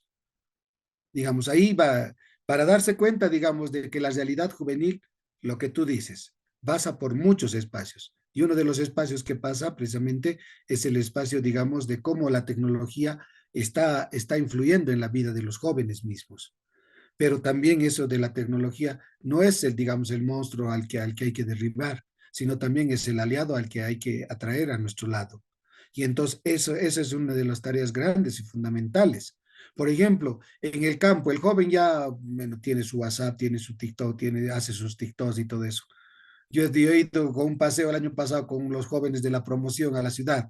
Lo primero que me han pedido es ir, a ver, vayamos a tal lugar que es muy turístico y queremos hacer nuestro TikTok.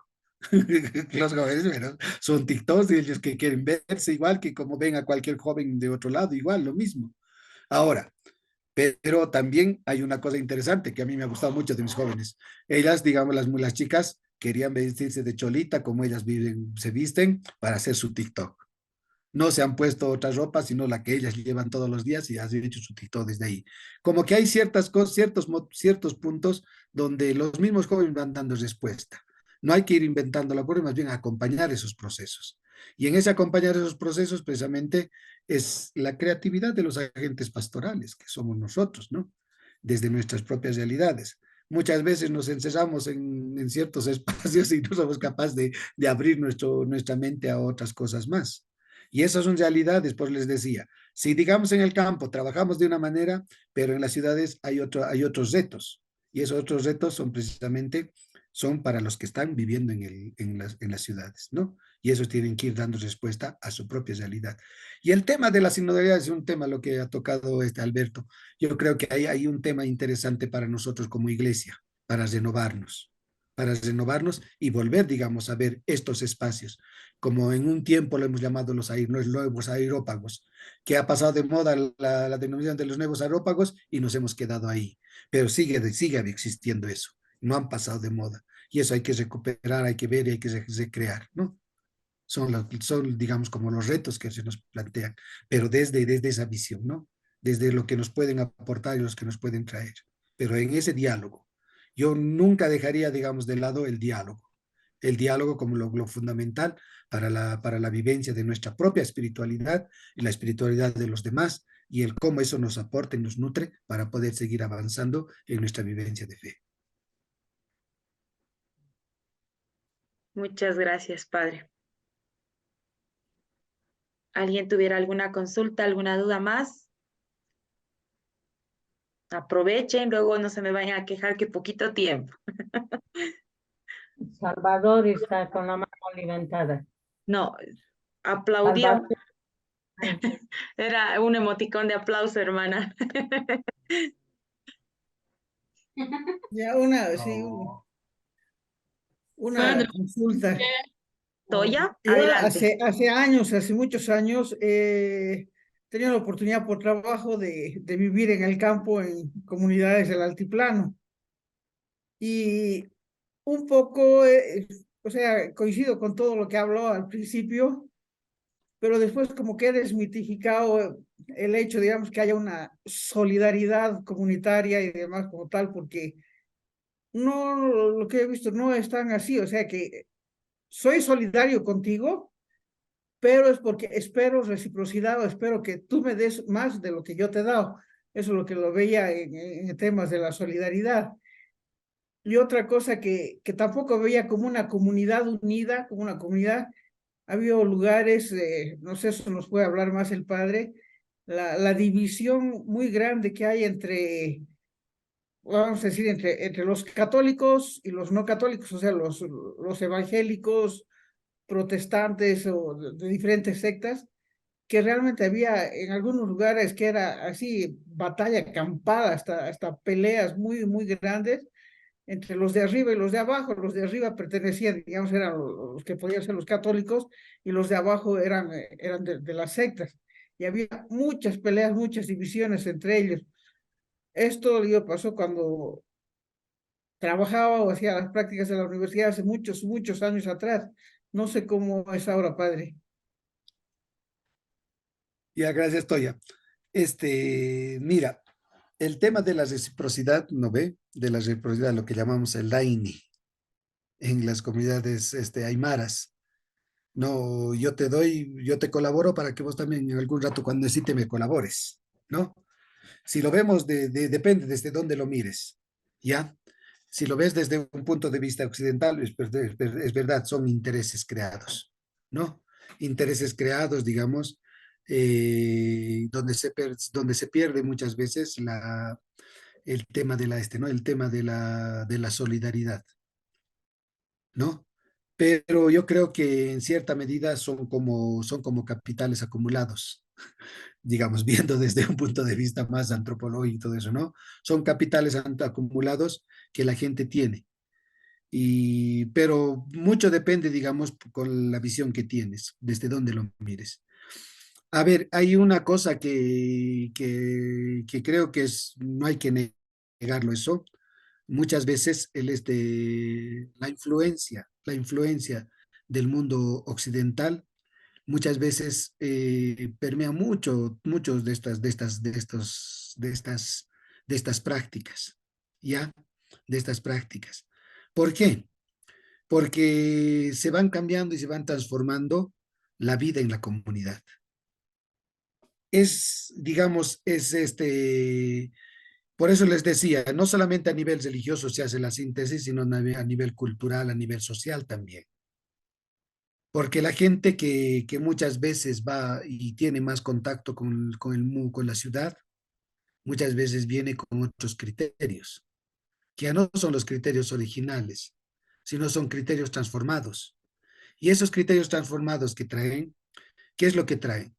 Traen, digamos, bueno, normalmente nosotros como humanos no siempre imitamos lo peor, ¿no ve? Siempre traemos lo peor. Lo mejor, digamos, luego se va purificando. Y precisamente muchas veces es eso, ¿no? Este juego de intereses y todo eso muchas veces viene. Y cuando uno se da cuenta, de repente, las prácticas que habían antes en la comunidad se han ido transformando precisamente por esta relación con la ciudad y con todas las maneras de cómo ellos han ido viviendo en la ciudad. Es, digamos, como ese punto que muchas veces a nosotros nos choca. Queremos ver la cosa bien, digamos, en lo puro, ¿no? Pero sin embargo no es puro, porque está precisamente, ahí hay que darnos cuenta qué es lo que ha ido cambiando ahí, qué es lo que ha ido transformándose ahí.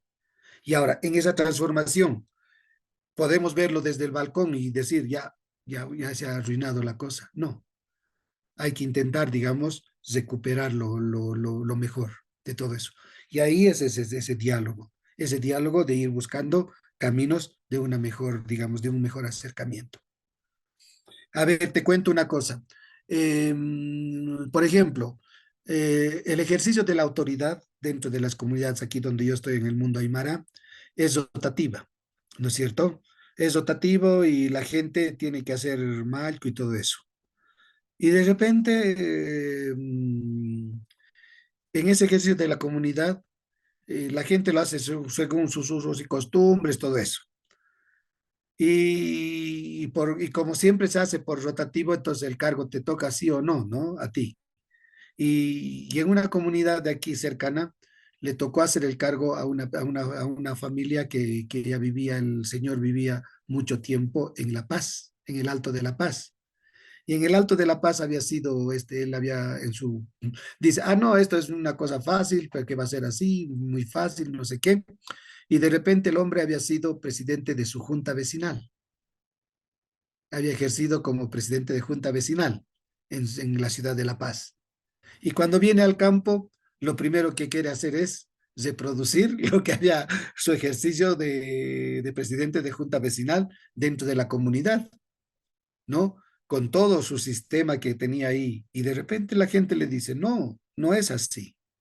Tú no has aprendido nada, tú no sabes nada, tú tienes que volver otra vez a aprender. Son esos momentos, digamos, de choque donde se va aprendiendo también. Claro, lo que ella ha traído no solamente, no es por supuesto, no era totalmente negativo, porque ahí habían algunas prácticas que eran rescatables. Y entonces ahí sí, esto digamos no es un proceso directo, sino es un proceso que tiene su proceso es lento, pero sí, digamos, hay que aprender, digamos, hay que aprender las cosas. Y eso es precisamente el diálogo intercultural, el diálogo interreligioso, el diálogo. Ir bien confrontando y aprendiendo, ¿no? Ahora, el otro tema que tú me hablabas, del tema religioso, católicos evangélicos, son fanatismos, pues, son fanatismos. Y de repente, no sé, yo creo que antes esto estaba, bueno, hay ciertas comunidades donde el católico es el diablo, ¿no? Incluso yo he escuchado que alguien en sus oraciones decían que el cura se muera, ¿no? Y todo eso, pero son extremos, son extremos. Pero yo creo que sí, la vivencia que yo tengo, la vivencia que yo tengo no es, digamos, de confrontación. En el espacio donde yo me muevo, precisamente aquí en Jesús de Machaca, hay un trabajo muy fuerte de ecumenismo, ya sea por intereses personales de la comunidad, ya sea por otro tipo de visión, pero yo creo que ahí sí hay una especie de diálogo.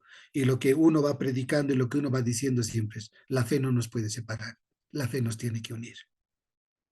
Y ahora lo que, por otro lado, cuando encontramos esos fanatismos, encontramos lo mismo que hace 500 años la Iglesia Católica hacía.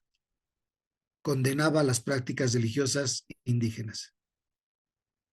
Ahora los que condenan, ¿quiénes son? Los evangélicos.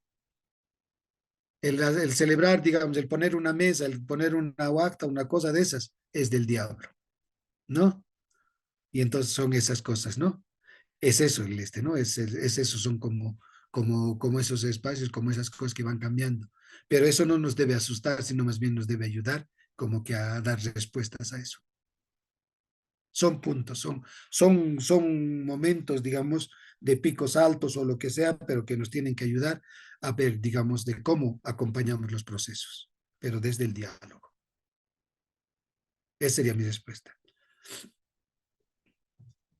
Bien, tenemos a Angélica con la mano levantada. Adelante, Angélica.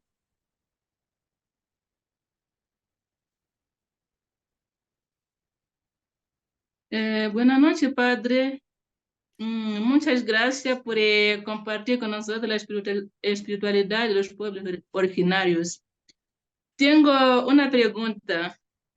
¿Por qué los pueblos originarios están politizados y dónde está su esencia? Están politizados y ¿dónde están? Su esencia. ¿A dónde está su esencia? ¿Dónde se quedó la esencia? Ya.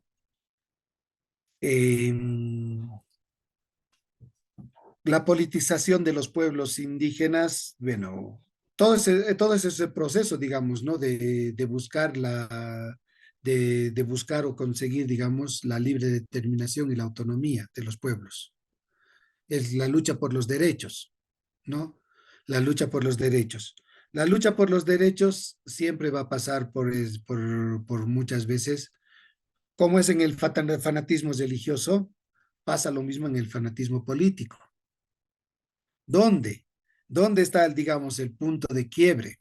El punto de quiebre, pienso que está donde cuando nosotros, ¿a qué le damos más importancia? ¿Dónde ponemos el acento de las cosas? Eh, Cuando les hablaba del vivir bien, ahora en este tiempo, para nosotros el vivir bien, por ejemplo, para nosotros ya es ya no es, digamos, un tema, ¿cómo te diría? Como un tema político. ¿Ya? ¿Por qué? Porque ha pasado mucha agua bajo el puente. Mm, en alguna medida, digamos, por ejemplo, aquí en Bolivia lo que hemos tenido esa experiencia, por ejemplo, ¿no? De que el vivir bien se ha convertido en un eslogan político para pensar, digamos. Y entonces, cuando se hablaba de la defensa de los derechos de los pueblos indígenas, ¿qué es lo que se estaba hablando? Pensaban todo el mundo que uno era masista, ¿no? Pensaban todo el mundo, decía, ah, no, este es masista.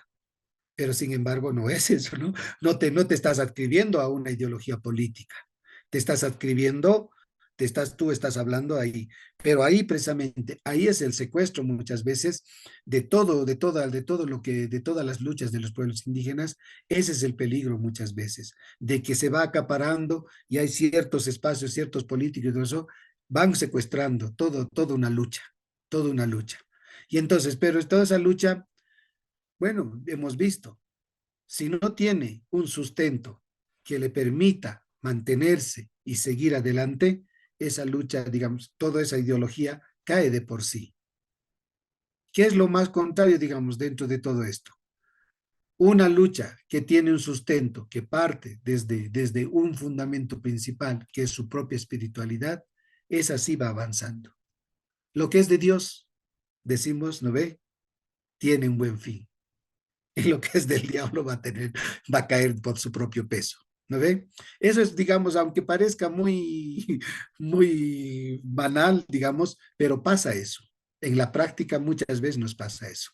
Entonces, ¿dónde queda la esencia de los pueblos indígenas? Precisamente queda en la comunidad, en la comunidad. Ahí queda, en esta gente que sigue creyendo y sigue viviendo de ahí. Ahí tal vez están los verdaderos, digamos, depositarios de la vivencia, de la cultura, de la espiritualidad y todo eso. Pero en esta gente, lo que decía Jesús, ¿no? En los pobres, en los humildes, la sabiduría está en plenitud. Y es en eso donde encontramos verdaderamente la esencia. Y desde ahí, sí, empezar, digamos, el proceso de un rescate, de una vivencia. Como yo les decía, para mí ha sido muy rico, por ejemplo, el compartir con tanta gente en diferentes pueblos, precisamente, pero desde ahí. Gente que sea incluso gente que ha sido capaz de avanzar por la defensa de sus pueblos, pero desde ahí, desde su ¿no? Desde lo que les sustenta, desde su propia espiritualidad, sabiendo lo que están haciendo es para el bien de las personas, para el bien de la comunidad, para el bien de todos. Que pocas veces encontramos eso. Cuando como estamos tan mezclados con el mundo occidental, muchas veces se pierde y se convierte en politiquería y no en política verdadera. Eso, hermana.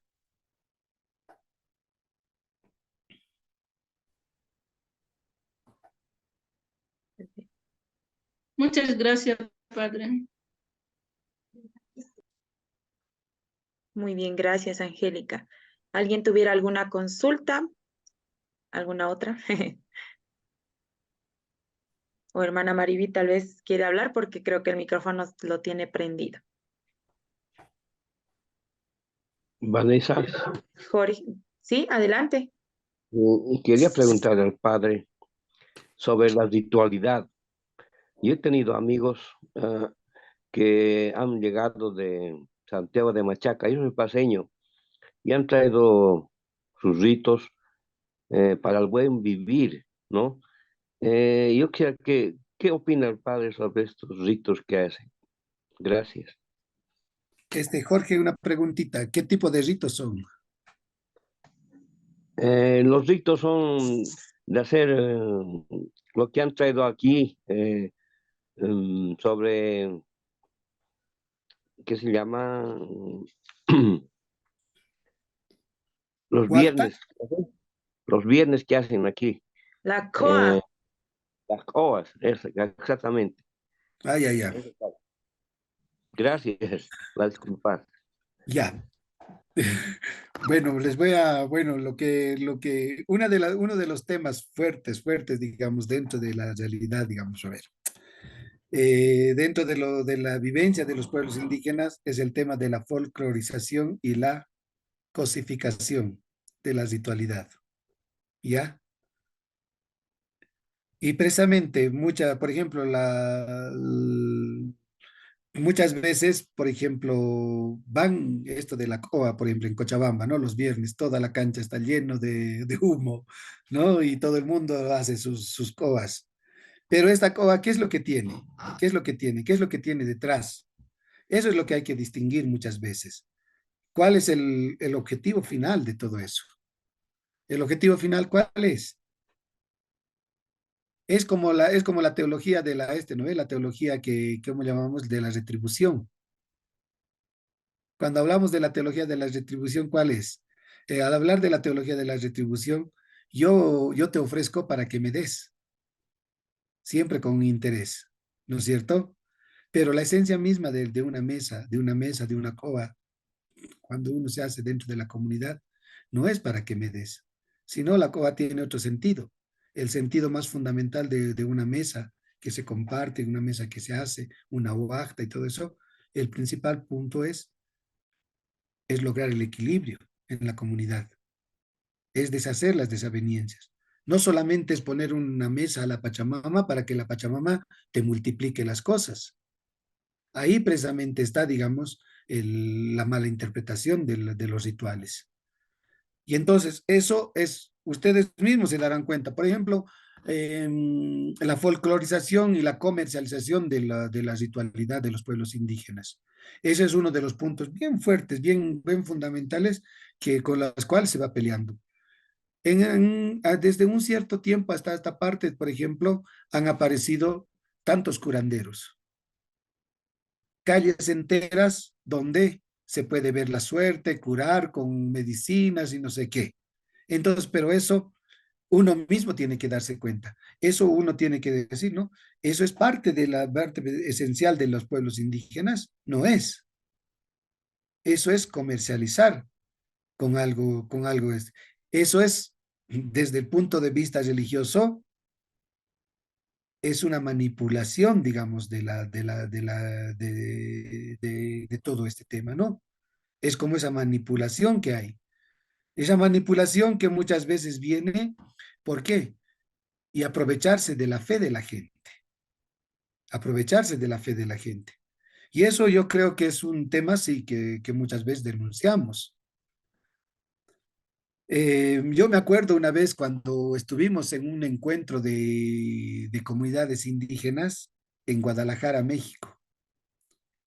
Resulta que ahí nos reunimos de diferentes pueblos indígenas y nos invitaron a hacer una ceremonia así, digamos, una ceremonia indígena en unas ruinas que hay cerca de Guadalajara.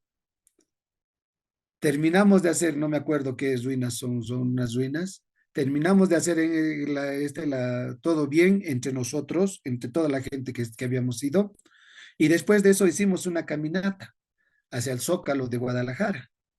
Llegando al Zócalo de Guadalajara, resulta que nos esperaban gente con con todo un armataje, con un escenario y todo eso, y gente vestida de plumas y no sé qué. Y cuando la gente, las gentes, a las hermanas más, las hermanas, las mayores y todos subieron aquello y dijeron, esto no es nuestro, esto no nos representa, esto no es lo que traemos nosotros, esto es Televisa, dijeron. Y por lo tanto nos vamos a otro lado, no entramos siquiera, no entramos en ese espacio porque nosotros no nos sentimos representados. Es la dignidad. Yo primera vez que vi en mi vida la dignidad de alguien que te dice, no hago esto porque no me corresponde.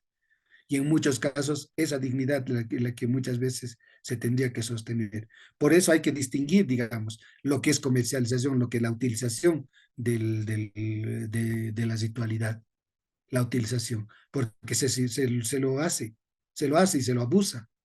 Y eso es, digamos, uno de los temas en los cuales sí, digamos, hay que pensar y hay que ver, digamos, ¿no? Y ahí tampoco podemos sumarnos nosotros, ¿no? Ni podemos aprobar. Y el otro tema es la folclorización, ¿no? La folclorización de las comunidades indígenas. Muchas veces se nos ve como qué, como producto de turismo. Somos bonitos, somos bellos y se nos muestra así como una cosa exótica, pero sin embargo nunca se conocen lo esencial de la vivencia de la vida, ¿no? De los pueblos.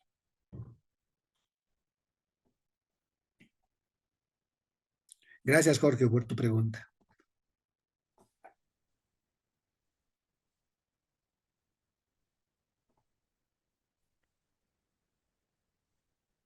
Bien, ahora sí, hermana Maribí.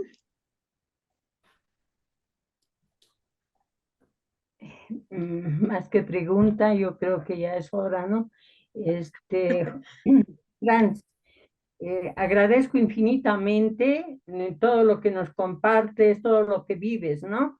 Yo estaba estos años como pensando y repensando, Javier Albó ya estaba mayor, muchos años ya con nosotros en La Esperanza, PPH ya no estaba, ¿cierto? Yo decía, toda esta riqueza va perdiendo, ¿no? Todo ese diálogo que nosotros hemos aprendido, yo creo con ellos, con ustedes y con otras personas también laicos, ¿no?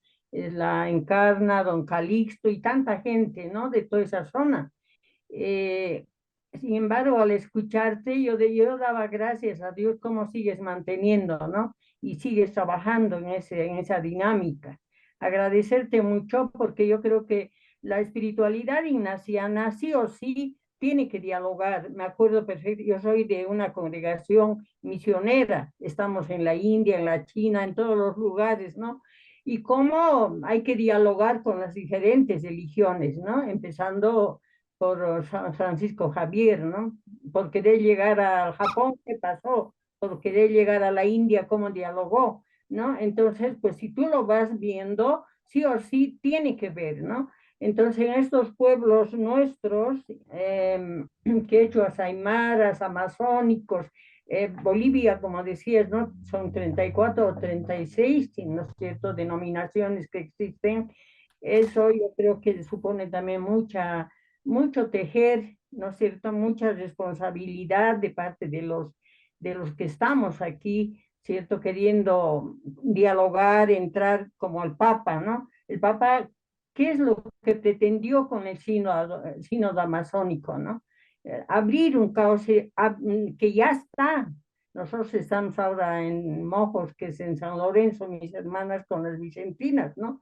Entonces, pues ahí uno ve la riqueza inmensa que hay, y también Laudato Si, Fratelli Tutti, todo tiene que ver, ¿cierto?, desde este diálogo, desde esta entrada al cosmos, que no es solamente lo occidental, ¿no? Lo occidental también tiene su parte buena, ¿no? Y cómo aprender a ser autocríticos en esto. Entonces eso me ayuda a mí como a replantear también en mi congregación, porque no, ahora mismo hay gente que es del Congo, del Vietnam, somos diferentes, ¿no? Y cada quien tiene su riqueza, ¿no? Entonces, pues yo creo que es una responsabilidad de veras, para los que estamos aquí y de manera especial, espiritualidad ignaciana parece que son... No. Yo creo que los primeros misioneros ya han empezado, ¿no? Cómo llegaron a la China, ¿no? Entonces, pues, y siguen todavía. En la India también, ¿qué hacemos? Entonces, pues, y aquí yo creo que hay a mí por lo menos me hace falta mucha autocrítica, ¿no? Yo estuve en Santiago de Machaca, es la primera vez que presencié el Año Nuevo Aymara. Quedé maravillada y muy cuestionada, ¿no? Hace años, los años 85. Realmente, esto que decías al principio, todas las cosas tienen espíritu. Y era así, como hablaban con la montaña, con el río, con la pampa, con las autoridades, ¿no? Y no cualquiera, sino el mayor del pueblo, ¿no? Y su esposa, las autoridades. Yo quedé como decir esto, pero es el evangelio puro, ¿no? Entonces, pues de eso a lo que ahora nos hacen creer que es el Año Nuevo, lamentablemente hace falta mucha autocrítica. Ese espíritu que realmente han ido manteniendo por siglos nuestra gente en todas las culturas, muchas veces los politizamos, ¿no? Entonces, pues, ¿qué tiene que hacer la Iglesia Católica o nosotros?